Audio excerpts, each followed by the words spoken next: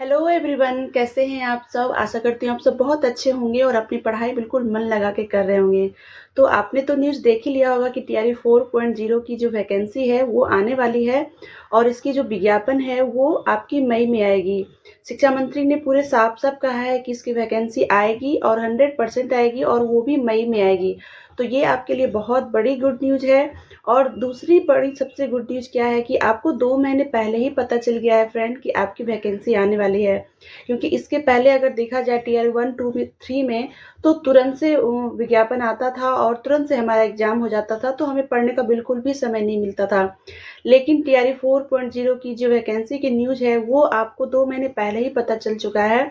अभी आपका मार्च चल रहा है और मई में इसकी वैकेंसी आएगी।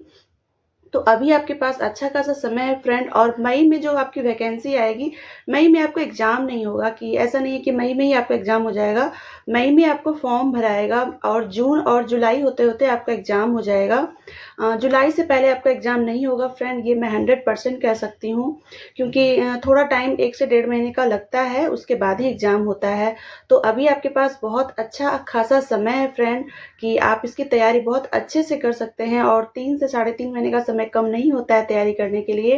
लेकिन आपको अगर इतना लगा हुआ है कि नहीं, मुझे एकदम निकालना है और निकालना ही है फ्रेंड, तो आप इसे बिल्कुल मई तक का ही महीना मानिए कि आपका मई में एग्ज़ाम हो जाएगा।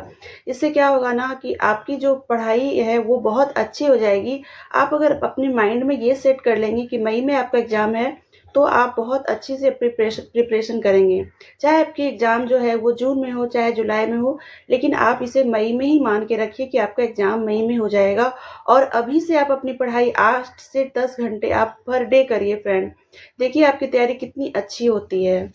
और सबसे पहले जो आपको करना है वो करना है कि आपको एनालिसिस करना है।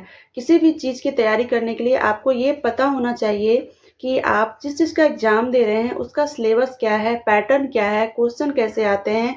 ये सब चीज़ आपको पहले ही देखना होता है। बहुत सारे स्टूडेंट हैं जो पहले भी एग्ज़ाम दे दिए हों, तो उन्हें तो अच्छे से पता होगा कि आपको किस तरीके से तैयारी करनी है, कौन से बुक से क्वेश्चन आते हैं। लेकिन बहुत सारे ऐसे कैंडिडेट हैं जो फर्स्ट टाइम एग्ज़ाम दे रहे हैं, तो उनको सबसे पहले करना है कि जितने भी हमारे एग्ज़ाम में क्वेश्चन आ चुके हैं, टीआरई 1 हो, 2 हो, 3 हो, सारे ही क्वेश्चन को आपको सबसे पहले एनालिसिस करना है।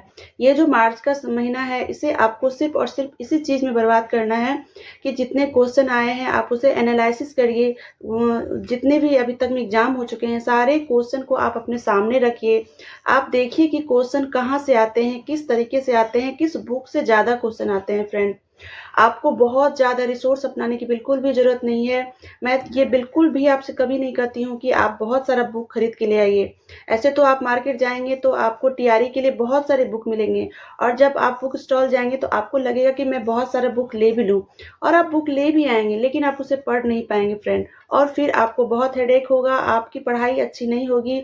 आपको हमेशा यही लगा रहेगा कि आपने जो बुक लाया है आप उसे पढ़ नहीं पाए हैं। तो मैं आपसे यही कहती हूँ कि आप कम से कम बुक लाइए और उसे ही बार-बार पढ़िए। क्योंकि जितना कम रिसोर्स को आप अपनाएँगे, उतना ज़्यादा आपके लिए फ़ायदा होगा। और अगर आपने पहले देखा होगा कि क्वेश्चन किस तरीके से आते हैं, तो मैं हमेशा आपसे कहती हूँ कि और सिर्फ़ अगर आप एनसीईआरटी बुक को ही फ़ॉलो करेंगे, तब भी आपका सिलेक्शन हो जाएगा। मैंने जो किया है, मैं आपके साथ वही शेयर करती हूँ। मैं आपसे कभी नहीं कहती हूँ कि आप खूब सारा बुक खरीद के लाइए, उसे पढ़िए। बिल्कुल भी आपको ऐसा करने की ज़रूरत नहीं है।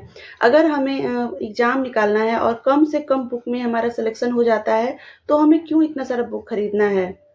ऐसे तो मार्केट में बहुत सारे बुक मिलते हैं, बहुत सारे प्रैक्टिस सेट मिलते हैं, आप ला भी सकते हैं। लेकिन अगर आपकी एग्ज़ाम अगर आपका एक बुक पढ़ के होता है, तो मैं एक बुक को ही बार-बार पढ़ूँगी, ऐसा मेरा सोच है। अगर अगर मैं आपसे हमेशा कहती हूँ कि आप एनसीईआरटी बुक पढ़िए, तो ये मेरा एक्सपीरियंस है, क्योंकि मैंने कोई भी एक्स्ट्रा बुक नहीं पढ़ा है।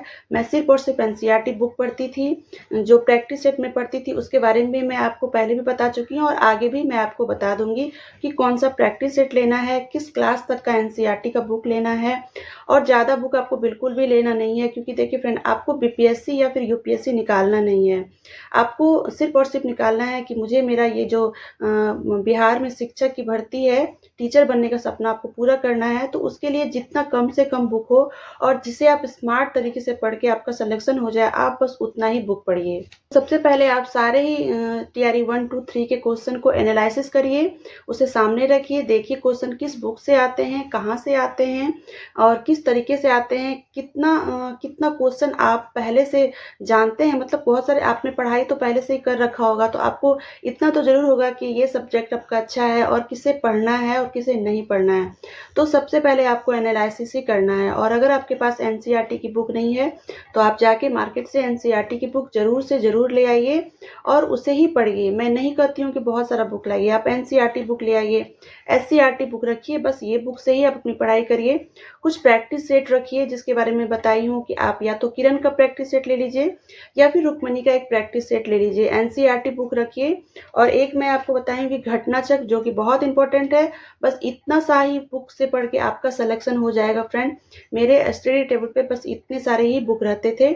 और करंट अफेयर के लिए मैंने बताया कि आप स्पीडी ले लीजिए, 3-4 बुक आप अपने टेबल पे रखिए और बार-बार इसे ही पढ़िए।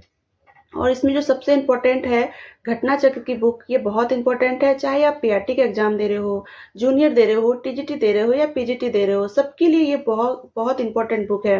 और इस बुक से फ्रेंड में सीधा 10 से 15 क्वेश्चन आपके एग्जाम के पेपर में रहते हैं और एक एक नंबर बहुत इंपॉर्टेंट होता है फ्रेंड। चाहे आप पीआरटी का एग्जाम दे रहे हो, तब भी इस बुक से आप अपनी तैयारी कर सकते हो। आप अपनी सब्जेक्टिव की तैयारी भी इससे आप कर सकते हो। जब आप एनसीईआरटी बुक को पढ़ लेंगे, उसके बाद घटना चक्र की बुक से आप अपनी रिवीजन कर सकते हैं, एमसीक्यू वगैरह लगा सकते हैं। एनालिसिस कर लेने के बाद आप सबसे पहले एनसीईआरटी बुक को पढ़ना स्टार्ट करिए। एनसीईआरटी बुक पढ़ने के लिए आप यूट्यूब का मदद लीजिए और अगर आपको एनसीईआरटी बुक अच्छे समझ में आता है तो वो पढ़िए। उसके बाद आप प्रैक्टिस स्टार्ट करिए। प्रैक्टिस आपको बहुत ज़्यादा करना है, रुक्मणी से करिए, किरण से करिए। जितने भी प्रीवियस ईयर के क्वेश्चन हैं उसे आपको बार बार रिविजन करना है, क्योंकि टीआरई में बहुत सारे क्वेश्चन जो हैं रिपीट होते हैं, तो रिपीटेड क्वेश्चन बहुत बार आते हैं, तो बार बार उसे आप रिविजन करिए। मैं हर वीडियोज में आपको बताती हूँ कि आप जितना हो सके सेल्फ स्टडी करिए। अगर आपने कहीं बैच लिया है तो वहाँ पढ़िए, लेकिन जिस सब्जेक्ट में आपको प्रॉब्लम है बस उसे ही पढ़िए। बहुत ज़्यादा आप सोशल मीडिया पे नहीं रहिए। जितना आपने अगर बैच लिया है तो उसे जल्दी से जल्दी कंप्लीट करिए। जितना हो सके आप बुक पढ़िए, जितना हो सके आप रिवीजन करिए। अगर आपने पहले पढ़ लिया है तो उसे बार बार रिवीजन कीजिए। कम सोर्स अपनाइए, बार बार रिवीजन करिए, इसी से आपको सफलता मिलेगी फ्रेंड। इस मार्च महीने में आप सारा एनालिसिस कर लीजिए। उसके बाद अप्रैल और मई का जो महीना है उसमें आप बुक पढ़िए, रिवीजन करिए, एमसीक्यू लगाइए। यूट्यूब पे सर बहुत सारे हैं जो एमसीक्यू कराते हैं सारे ही सब्जेक्ट के, वो करिए। और जब आपके पास समय बचेगा, लास्ट का जो समय होगा एग्जाम का, उसमें सिर्फ और सिर्फ आपको रिवीजन करना है। उसमें कुछ भी आपको एक्स्ट्रा नहीं पढ़ना है। आपने जो पढ़ा है बस उसे ही रिवीजन आपको बार बार करना है। देखिएगा फ्रेंड, आपका सिलेक्शन 100% हो जाएगा। मैंने जो अपनी प्रिपरेशन में किया है कि मैं बस एनसीईआरटी बुक ही मैं पढ़ी थी, इसलिए मैं आपको हमेशा एनसीईआरटी बुक के बारे में बताती हूँ कि आप वही पढ़िए। इसी और नेक्स्ट वीडियो में मैं आपको बताऊंगी कि आप अपने सब्जेक्ट की तैयारी कैसे करिए, जीएस में की तैयारी आप कैसे करिए, कैसे कम समय में आप अपनी तैयारी को बहुत अच्छा कर सकते हैं और बहुत अच्छा स्कोर आप कर सकते हैं। और अगर आप पीआरटी का एग्जाम दे रहे हैं तो इसमें एक सार संग्रह की बुक होती है, उससे आप पूरा पीआरटी का तैयारी अच्छे से कर सकते हैं। और अगर आप जूनियर दे रहे हो, टीजीटी दे रहे हो, पीजीटी दे रहे हो, तो उसके लिए आपको करना है कि आपको अपने सब्जेक्टिव पे बहुत अच्छा ध्यान देना है, क्योंकि सब्जेक्टिव में 80 नंबर के होते हैं और कम से कम इसमें आपको 60+ नंबर करना होगा फ्रेंड। तो आप अपने सब्जेक्टिव पे ज़्यादा से ज़्यादा ध्यान दीजिए। बहुत ज़्यादा आप बुक पढ़िए, जितना हो सके उतनी बार आप बुक पढ़िए। बस इतना ही आपको करना है, उसके बाद आपका सिलेक्शन 100% होगा फ्रेंड। तो चलिए फिर मैं मिलती हूँ आपसे नेक्स्ट वीडियो में, और नेक्स्ट वीडियो में मैं आपको बताऊंगी कि किस तरीके से आप अपने जीएस की तैयारी करिए, किस तरीके से आप अपने सब्जेक्टिव को पढ़िए, कौन से बुक से पढ़िए। तो चलिए फिर मिलती हूँ मैं आपसे एक नेक्स्ट वीडियो में। तब तक के लिए थैंक यू।